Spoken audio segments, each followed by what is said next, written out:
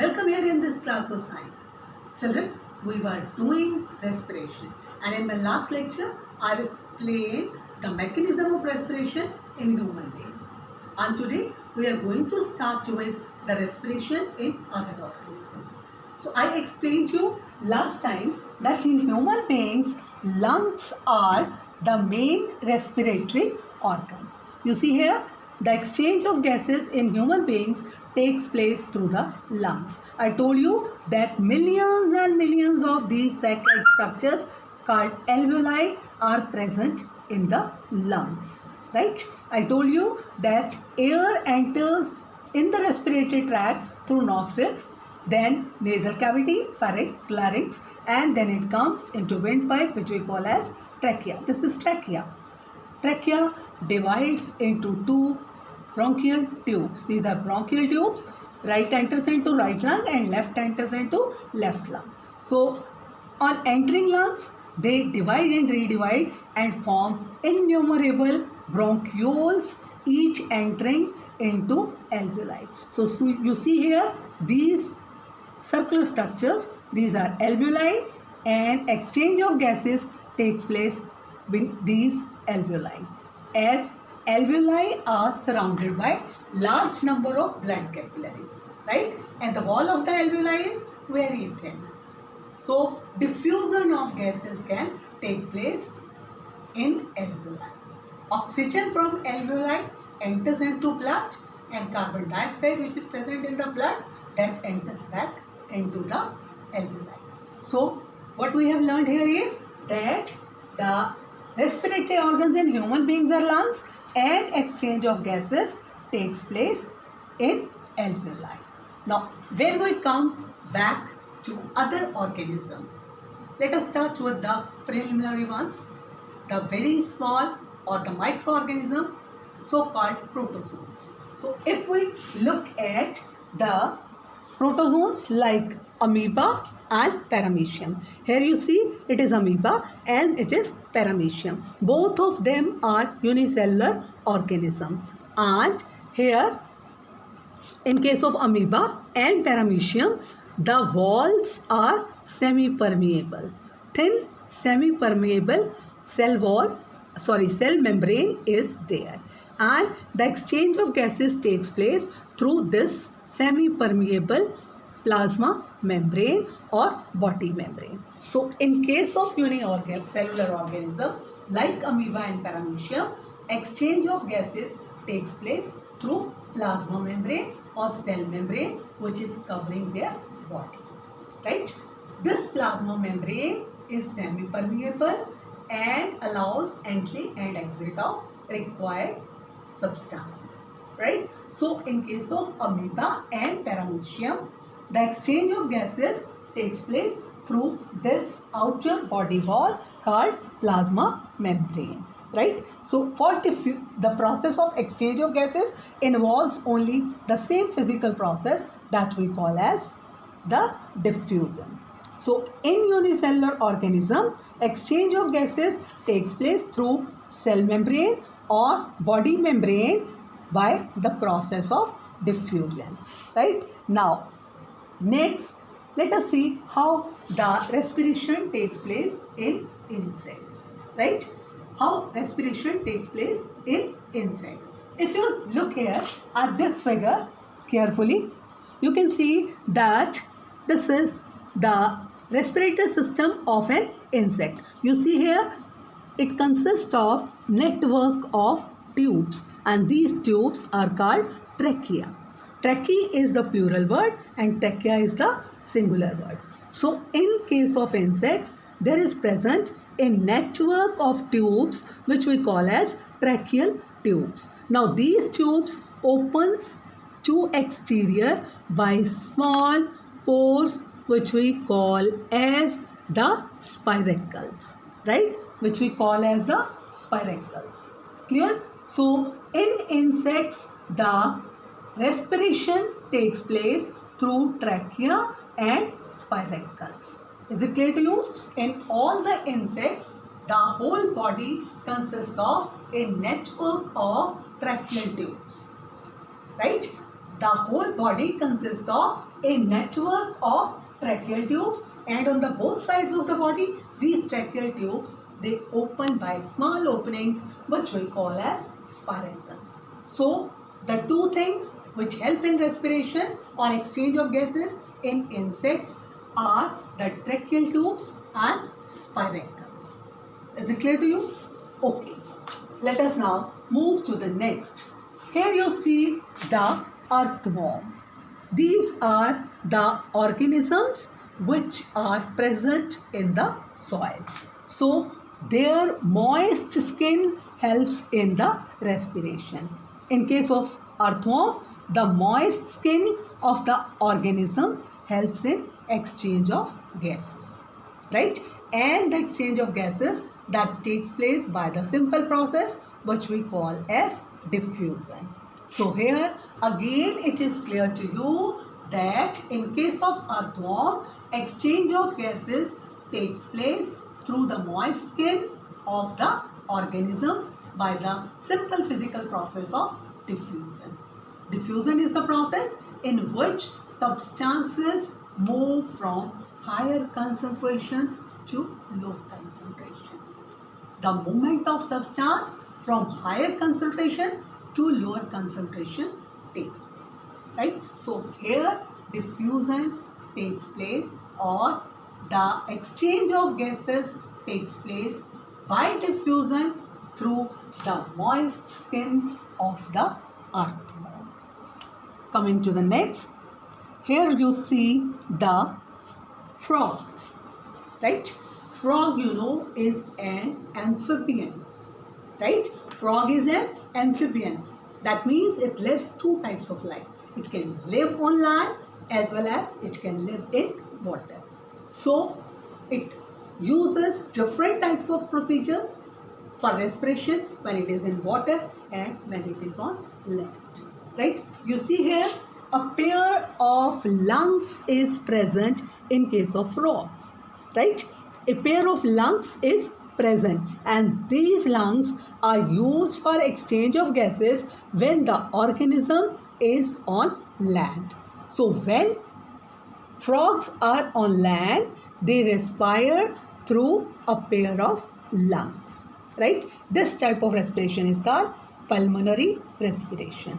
But when the frogs are in marshy land, that means when they are in marshy area or when they are in water, at that time the respiration takes place through the moist skin of the organism. The general body covering that we call as skin of the frog helps in respiration when it is in water, right? This type of respiration is called cutaneous respiration. So here it is clear to you that in case of frogs, pulmonary respiration and cutaneous respiration both are taking place. That means when the animal is in water, exchange of gases takes place through the general body surface or skin of the organism. Again, the process of diffusion is taking place. So when the frog is in water, the exchange of gases takes place through the skin of the organism, and this type of respiration is called cutaneous respiration. But when the frog is on the land, it respires through a pair of lungs, and this respiration is called pulmonary respiration. So in case of amphibians, both cutaneous as well as pulmonary respiration take place. That means the skin of the organism as well as the lungs of the organism, they help in respiration. I hope it is clear to you. So let us move next to the fish. Fish, you know, is also an aquatic organism, and in fishes respiration takes place through gills. These are always present in water, right? So special respiratory organ which we call as gills are present on both sides of the head. Actually what happens, a current of water is continuously moving through the mouth inside the body of the organism, and this water is thrown on the gills, right? Water current moves into the body of the organism, and then this water is thrown on the gills. When water moves on the gills, then the oxygen which is dissolved in water is taken up by these gills. The gills, they are supplied with blood capillaries, and exchange of gases takes place between blood capillaries and the gills. The CO2 which comes out, that is again put into water, and this water then is turned out of the body. Water comes out through a flap which is present on the gills. Water enters through the mouth, then water current is thrown on the gills. Gills separate oxygen and give CO2 to water, and this current of water in which CO2 is dissolved, that is turned out of the body through a flap which is present on the gills. You can see here this flap with arrow it is shown. This flap region is there on the gills, and water comes out through these gills. So you have followed now that in case of fishes, the respiration takes place through gills. Continuously water current is moving inside the body of the fish. Now what happens? The water enters through the mouth, then this water current is thrown on the gills. Gills separate oxygen which enters into the blood, and CO2 from there comes into the gills. Right? This CO2 enters the water current which is thrown out of the body through a flap which is covering the gills. So in case of fishes, the respiration takes place through the gills. Is it clear to you? The lungs are present for respiration in land organisms, because if in water, the lungs are filled with water and respiration cannot take place, the organism will die.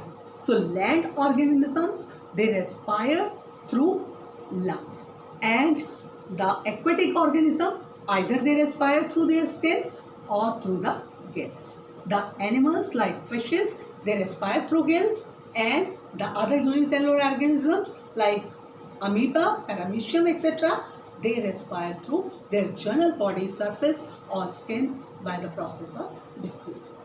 This is all about the animals. And now let us come to the plants. Let us see how respiration takes place in plants. Right? So in plants, on leaves, small holes are present which we call as stomata. Right? Here you can see stomata. These are the stomata which are present on the leaves. Here you can see a closed stomata. You see here the aperture between these two guard cells is narrow, and this situation is called closed stomata. Now if you see this diagram, you see that between these two guard cells there is an open slit, or this is wide slit. In this situation, stomata is open, right? So when stomata are open, exchange of gases takes place. So in case of leaves or in case of soft parts of the plant, again I'm repeating, in soft parts of the plant and in leaves, the respiration or exchange of gases takes place through stomata which are present on the leaves. Now what happens in case of roots? Let us see. In case of roots, innumerable root hairs are present on the roots, right? The secondary or tertiary branches of the root, right? They contain innumerable number of root hairs. I've shown you here one root hair, and the oxygen is absorbed through these root hairs. Actually, you can see here the root hair is surrounded by these soil particles, right? And the soil particles, they have larger intercell spaces, right? interparticle spaces are there, and these particle spaces, these interparticle spaces, they entrap a lot of air in them. Now this root air comes in contact with the air which is entrapped between interparticle spaces of the soil. These are particles of the soil, and you can see here the interparticle spaces where air is entrapped, and this root here takes oxygen for respiration through the air which is entrapped between these interparticle spaces in the soil. So oxygen enters into the root air and CO2 comes back in the air from root air. So in case of roots, the respiration or exchange of gases takes place through root hairs. These root hairs are surrounded by air which is entrapped in between the interparticle spaces of the soil. So root hairs absorb oxygen which is entrapped in the interparticle spaces between the soil. So is it clear to you? Now you have seen how in soft parts and how in roots respiration takes place in a plant. Now plant has got some hard and woody parts also. So let us see how respiration takes place in hard and woody parts. So you can see here, this is the hard and woody part of the stem. In the woody part of the stem, this is the bark portion which is present on the stem. And this bark portion consists of large lenticels, right? They consist of lenticels. Now, what actually lenticels are? Let me explain first. Lenticels are some loose cells which are present in the bark of the plant, right? These are some loose cells, group of some loose cells which are having some pores or holes in between, right? Lenticels are the group of loose cells which are having some spaces, or you can say intercellular spaces where air is entrapped. So this must be clear to you. The loose cells of lenticels, they entrap air between them, and exchange of gases takes place through these lenticels, right? Lenticels are used for respiration or exchange of gases in the hard and woody parts of the plant. What lenticels are? I've just explained. Lenticels are group of some loose cells which are present in hard woody parts of the plant. These loose cells, they have large intercellular spaces, and air is entrapped between these intercellular spaces. These are the intercellular spaces, and air is entrapped between these intercellular spaces. So exchange of gases takes place through these loose spaces. So is it clear to you? So in this way, the respiration takes place in other organisms. With this, we have finished the chapter. If you have any difficulty, I hope all the concepts must be clear to you. But if you have any difficulty, you can call me between 4 to 5 p.m. Right? Next lecture we'll be having on Wednesday.